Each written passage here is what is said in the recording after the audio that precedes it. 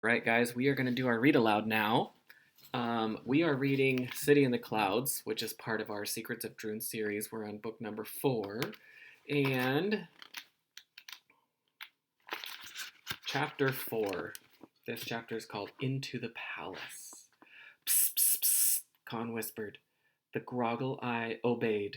Circling high over the city, there it is, Kia exclaimed. The Guardian's palace was the tallest tower. Below them stood a palace of shiny gray stone. From its top, a tower coiled up to the sky. It was the tallest and strangest of all the buildings in the city. The Groggle landed clumsily on a small street near the palace, and the kids piled off. The streets were deserted. Excuse me. The people of Roe are peaceful, Khan said. They will likely be hiding. First things first, said Eric. We need to find a cure for Neil. No, said Neil. First we stop Spar. Finding the Guardians will help us do both, said Kia. Julie pointed into the air. We'd better find them soon. Here comes Spar's silver ship. They watched from the corner as Lord Spar's airship landed in a large square in the front of the palace. Almost immediately, a hatch opened and Lord Spar himself appeared. Princess Kia, Khan whispered. I will try to find your father and tell him where we are.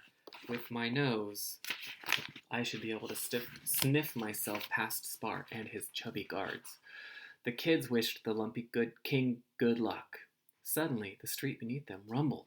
The stones vibrated under their feet. We're flying, said Neil.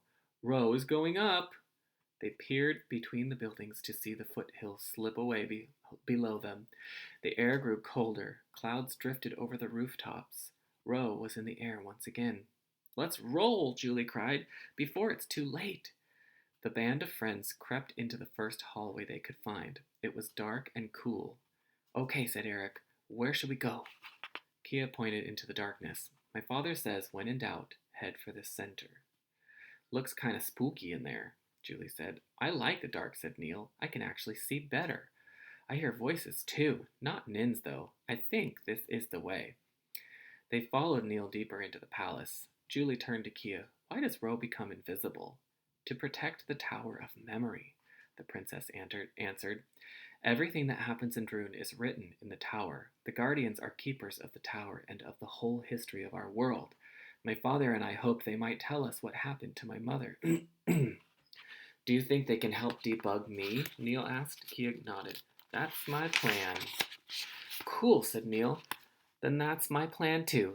Together, the four friends scurried up a set of steps to another level. They could still feel the city rising higher and higher into the air. Strange noises echoed behind them. Eric wondered if the Nins were on their trail. Did Spar already know they were there? And if he found them, what would he do? Splat! The Guardians rule over the people of Roe, Kia added. They're the last of a band of knights who have lived since the earliest days of Droon. Suddenly, Neil stopped short and everyone bunched up behind him. What's the matter? Eric asked. The hall ends here, his friend said. Well, that's dumb, said Julie. Why would they have a hall that leads nowhere? Okay, so here's a picture of the end of the hall. You can see the stone wall, and then on the stone wall, it looks like there's some kind of carving in the stone. And she's pointing to it.